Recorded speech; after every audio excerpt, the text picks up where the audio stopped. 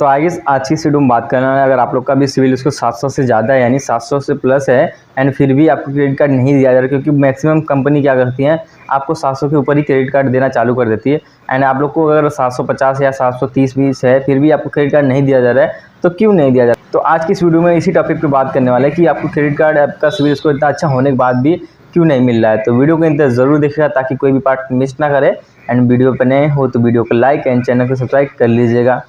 तो सबसे पहले बात कर लेते हैं, जैसे कि अगर आपका सिविल स्कोर 750 के ऊपर है या फिर 700 से भी ऊपर है, तो मैक्सिमम केसेस में क्या होती है, सब कंपनी आपको जैसे एक्सिस हुआ, बैंक ऑफ बड़ौदा हुआ, आपको आईसीआईसी हुआ एंड भी बहुत सारी कंपनी है जो आपको 750 के ऊपर रहेगा या जिससे नीचे रहे उससे कोई फ़र्क नहीं पड़ता, सिर्फ आपका 700 से ऊपर होना चाहिए, उसमें आपको क्रेडिट कार्ड दे देती है। जहाँ तक मेरा आइडिया है, सिर्फ आपको एसबीआई और एचडीएफसी में मतलब 750 होगा तभी मैक्सिमम होता है आपको क्रेडिट कार्ड मिलेगा। लेकिन अदर बैंक में क्या है, अगर आप 700 भी है मतलब 700 के ऊपर कुछ भी हो, मतलब 710 हो, 15 हो, 20 हो या 750 तक भी हो, तो आपको क्रेडिट कार्ड मिल जाता है। लेकिन मेरे पास बहुत लोग का मैसेज आता है कि भाई मेरे पास तो 740 है और बहुत 738 है, 750 है, फिर भी मेरा क्रेडिट कार्ड रिजेक्ट होता है, बार बार क्यों अप्रूव नहीं होता है। तो उनके लिए देखिए आज इसी टॉपिक पे हम लोग बात करने वाले 5-6 टॉपिक बताएंगे, जिससे कि आपको पता चल जाएगा कि आपको अपना क्रेडिट कार्ड क्यों नहीं मिल रहा है एंड अगर मिलेगा तो कैसे मिलेगा एंड कैसे उसको आप ले सकते हो। ज़्यादातर लोग क्या करते हैं, अगर एक कंपनी उनका क्रेडिट कार्ड रिजेक्ट कर देती है ना, तो वापस से इंस्टेंटली दूसरी कंपनी में अप्लाई कर देते हैं। पहली बात देखो, अगर कभी भी अगर आपका क्रेडिट कार्ड या बैंक या लोन या कुछ भी रिजेक्ट हो ना, तो आप उसमें थोड़ा सा गैप दे दो, यानी मेरे हिसाब से 1 से लेकर 30 दिन का डिफरेंस दे दो। जैसे कि आपने आज मान लीजिए 1 तारीख को एसबीआई का अप्लाई किया, एसबीआई ने रिजेक्ट कर दिया, तो आप अगला जो अप्लाई करोगे ना किसी भी बैंक का, वो आप कोशिश करो कि 20 या 25 दिन के बाद ही अप्लाई करो। इससे क्या होता है, तो जैसे कि आपको पता होगा अगर आप कोई भी अप्लाई करते हो तो आपको सिविल पे रिपोर्ट जाती है। तो अगर मान लीजिए आपने एसबीआई अप्लाई किया, ठीक है, तो एसबीआई ने रिजेक्ट कर दिया, अगर कोई कंपनी का आपने न्यू अप्लाई करोगे तो वो कंपनी चेक करेगी अभी 10 दिन पहले ने इसका एसबीआई रिजेक्ट किया था, कुछ रीज़न हो सकता है, ठीक है। तो अगर मेरे हिसाब से जब आप 1 महीने बाद करोगे ना, तो आपको भी पता होगा जैसे कि आप एक्सिस में अगर अप्लाई करते हो तो 15 दिन बाद आप री अप्लाई कर सकते हो। मतलब एक्सिस को लगता है कि कस्टमर 15 दिन में अपना जो लेन देन है अगर कुछ गड़बड़ है तो उसको सही कर सकता है। एंड आपको भी पता होगा कि 30 दिन बाद आपका सिविल रिपोर्ट भी अपडेट हो जाता है। तो इससे अगर मान लीजिए अगर कोई भी कंपनी अगर आपने 1 महीने बाद अप्लाई करेंगे तो वो चेक करिए पिछला 1 महीने पहले रिजेक्ट किया था, हो सकता है कि 1 महीने में इनका जो लेन देन हो अच्छा खासा हो गया हो, या फिर जो इन्होंने ड्यू अगर पेड नहीं किया हो ऑलरेडी पेड कर दिया हो, सिविल भी अच्छा बड़ा खासा हो गया हो, तो वो लोग थोड़ा आगे प्रोसेस कर देते हैं।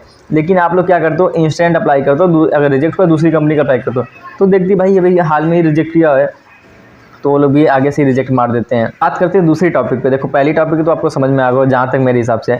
सेकंड टॉपिक पे बात कर लेते हैं। देखो ज़्यादातर लोग क्या करते हैं, पे लेटर के चक्कर में भागते हैं। जैसे कि कोई भी पे लेटर ले लो, आईडीएफसी फर्स्ट हो गया फ्लिपकार्ट का, और आपको बन जाता है रिंग पे लेटर, पोस्टपेड पे लेटर और फ्लिपकार्ट पे लेटर एंड बहुत सारी कंपनीज है आपको पे लेटर देती है, अमेजन पे लेटर हुआ एंड ये आपको मिल जाता है फ्री चार्ज पे लेटर, रिंग पे लेटर।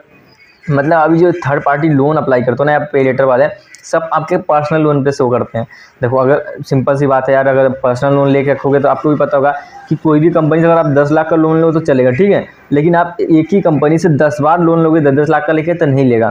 आप एक ही बार मुझसे 1 करोड़ ले लो चल जाएगा, वो 1 लोन दे देगी। लेकिन आप सोचो कि सेम अमाउंट का 10 बार लोन लो या फिर 10 लोन लो तो नहीं देती। इससे क्या होता है, जैसे अगर आप पर्सनल जैसे कोई भी अगर पे लेटर अप्लाई करते हो, बहुत लोग क्या करते हैं फ्लिपकार्ट है, अमेजन है, फ्री चार्ज है, बाकी बहुत सारे पेटीएम पे लेटर है, ये सब जो इतनी भी पे लेटर सर्विसेज आपको पर्सनल लोन शो करती हैं आपके सिविल पे। तो कंपनी देखती है कि भाई इस बंदे ने पर्सनल लोन ले रखा है, मतलब अपने ऊपर। और जबकि पता होगा कि पर्सनल लोन का इंटरेस्ट आपको पता है मिनिमम, मैं बता रहा हूँ 11% से स्टार्टेड होता है। बहुत कम ही कंपनी है जो उससे कम देती है, 11% लेके आपको 36% तक ले लोन मिलता है।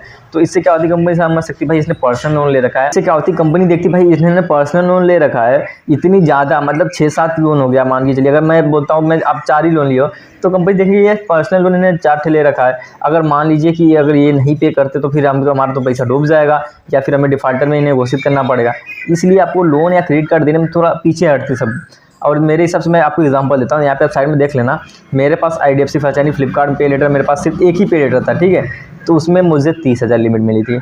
एग्जाम्पल के लिए मैं आपको बता रहा हूँ 30,000 लिमिट मिला हुआ था, जिसको मैंने यूज़ करके 2 फ़ोन ईएमआई पे ले लिया, ठीक है, एंड साथ में एक मुझे सेंट परचेज़ किया तो वो भी ईएमआई पे। तो मेरे सिविल पे पता कितना, एक ही शो करना चाहिए, जो कि मैंने 30,000 लिमिट दिया था भाई, मैंने उसी 30,000 को यूज़ करके लिया। तो वो नहीं शो किया, उसके अलावा 3 और लोन शो करे, जो कि मैंने 2 फ़ोन से ले परचेज़ किया था, साथ ही साथ जो मैंने एक अपना सेंटर परचेज़ किया। मतलब मेरे अकाउंट में समझ सकते हो ऑलमोस्ट 4 पर्सनल लोन शो करने लगे, और सबके अमाउंट अलग-अलग। जैसे कि एक तो 30,000 का जो मुझे मिला हुआ था वो था, प्लस एक 12,000 का मेरे फ़ोन का था, प्लस एक मेरे 10,000 मेरे दूसरे फ़ोन का, एंड 209 रुपये समथिंग मेरे सेंड का था। तो मैं तो सोचा यार ये कैसे हो रहा है। तो मैंने IDFC फर्स्ट वाले से बात किया, तो उन्होंने बोला सर आप जितनी बार परचेस करते हो ना, हर बार आपके सिविल पे रिपोर्ट जाता है। हाँ, अगर आप वन टाइम परचेस करते हो तो नहीं जाता, अगर आप EMI पे परचेस करते हो तो जाता है। मैंने उनको बोला मैम देखिए हमारे पास क्रेडिट कार्ड भी है, तो हम क्रेडिट कार्ड से EMI परचेस करते हैं, तो उसमें ऐसा तो कुछ नहीं होता। तो उन्होंने बोला सर आप पे रेट जितनी बार यूज़ करोगे आपके सिविल पे पर्सनल लोन शो करेगा।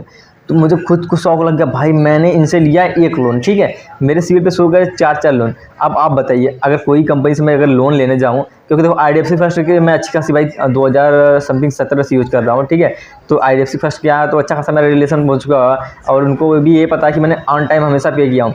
तो अगर मैं IDFC फर्स्ट का क्रेडिट कार्ड अप्लाई करता हूँ ना, रिजेक्ट हो जाता है। रीज़न यही कि भाई इन्होंने हमसे 4 लोन ले रखा है। ये नहीं देखेंगे कि 200 रुपये का फ़ोन लोन है या 10,000 का या 20,000 का है। उन्होंने देखा बस ये दिखता है कि इन्होंने पर्सनल लोन हमसे खुद 4 ले रखा है। तो इसलिए ना, अगर देखो मैं एग्जाम्पल आपको बता रहा हूँ, अगर मैं IDFC फर्स्ट से ही 10 लाख का लोन ले लूँ, वो दे देगा, ठीक है। लेकिन अगर सोचूँ ये कि 10 लाख का एक ले लूँ, एक 5 लाख का, एक 4 लाख का, तो क्या सोचेगा आप बताइए। सीधा वही सोचेगा कि भाई इन्होंने 10 लाख का एक ले रखा है, दूसरा अगर सिंपल अगर ये पहला ना पे करे तो दूसरा वाला भी हमारा डूब गया है, तो इसलिए नहीं देगा। अगर आप एक ले रहे हो, आप पहले ही उनसे बोल दो मुझे ज़्यादा चाहिए ना, तो वो ज़्यादा दे सकते हैं। तो यही रीज़न होता है कि मतलब ज़्यादा आपका सिविल तो अच्छा खासा है, आपका पे लेटर यूज़ करने से आपको सिविल मिल जाता है, तो आपका ये मिल नहीं पाता लोन या क्रेडिट का।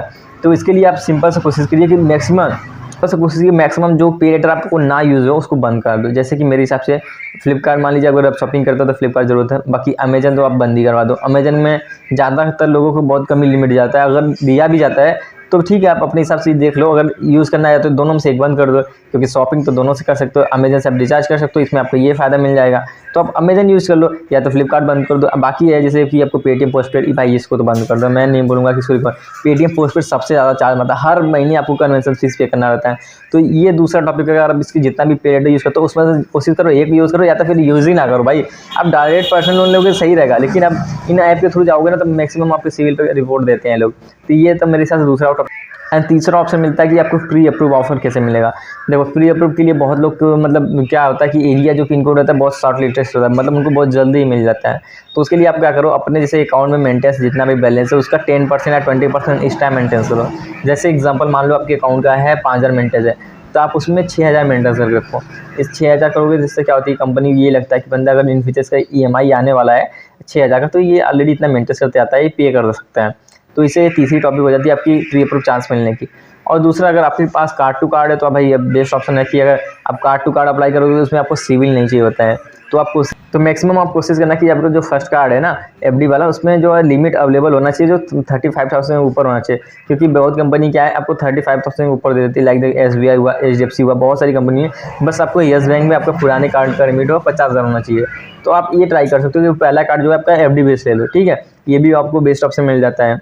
एंड अगर आपका सिविल एकदम नहीं है तो सिविल बनाने के लिए देखो बहुत मस्त कार्ड आपको मिलता है। एक पैसा बाजार पे मिलता है, दूसरा आपको वन कार्ड पे, जब तक कि सबसे ज़्यादा ट्रेंडिंग पे वन कार्ड पे जाता है, आप उसको यूज़ करो। एंड जबकि मतलब वन कार्ड में आप FD करा के लेते हो कार्ड ना, तो उसमें आप FD करवा कार्ड ले लो।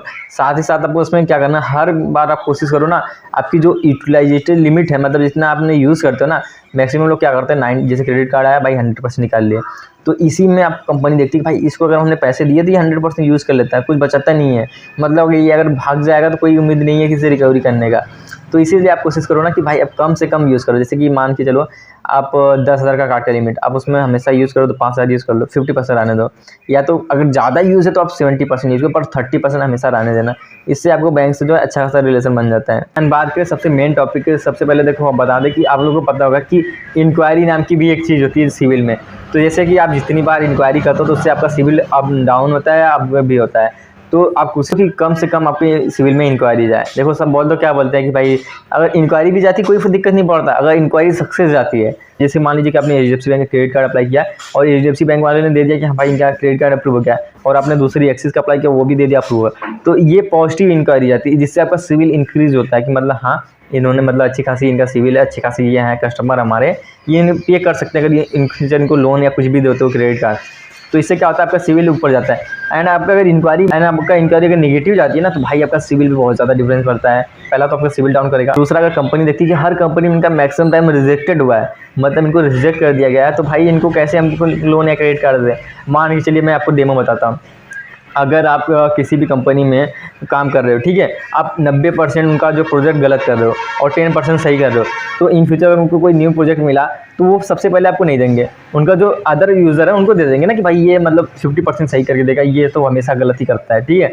तो इस हिसाब से ऐसे ही होता है कि भाई देखेंगे इनका पिछले हर बार कंपनी ने रिजेक्ट किया। एग्जाम्पल मान लीजिए अपने एक्सिस बैंक अप्लाई किया, येस बैंक अप्लाई किया, कोटक का मैंने अप्लाई किया, उसका बहुत सी कंपनी मान लीजिए आपने अप्लाई किया, सबका रिजेक्ट हो गया। तो आप क्या उम्मीद करते हो कि अगर आपने अगली बार SBI से अप्लाई किया तो SBI अप्रूव करेगा? नहीं करेगा, क्योंकि बोलेगा यार सब इन्होंने रिजेक्ट कर दिया है तो मैं क्यों अप्लाई करूँ। अगर यही देखो, अगर आपने उसमें क्या करोगे कि हर कंपनी का, जैसे मान लीजिए आपने कोटक अप्लाई किया मिल गया, एक्सिस अप्लाई किया मिल गया, और ICICI अप्लाई किया मिल गया, बैंक ऑफ बड़ौदा अप्लाई किया मिल गया, मान लीजिए आपने 10 कंपनी अप्लाई किया मिल गया, और आपने 11वीं कंपनी अप्लाई करने जाओगे ना, वो बस आपका सिविल देख के दे देगा कि भाई इसको मतलब पिछली सब कंपनी ने दिया है, मतलब कस्टमर अच्छा खासा होगा। इसलिए वो बोलते हैं ना कार्ड टू कार्ड बेस पे, तो वो चेक कर लेते हैं कि कार्ड से ये कस्टमर कैसा है। तो ऐसे ही आप लोग कम से कम इंक्वायरी कोशिश करो। अगर इंक्वायरी भी करते हो तो पॉजिटिव वाला करो। और मैं देखो इंक्वायरी का रिजेक्ट का रीजन मैं बताता हूँ, वही स्टाम्प में आपको पहले बताया था, सबसे पहले नंबर पे ही आप लोग ये गलती करते हो कि एक बार अप्लाई करते हो तो ठीक है, रिजेक्ट हो गया तो आप दूसरी कंपनी का इंस्टेंट अप्लाई कर दो। ये चीज़ गलती मत करो।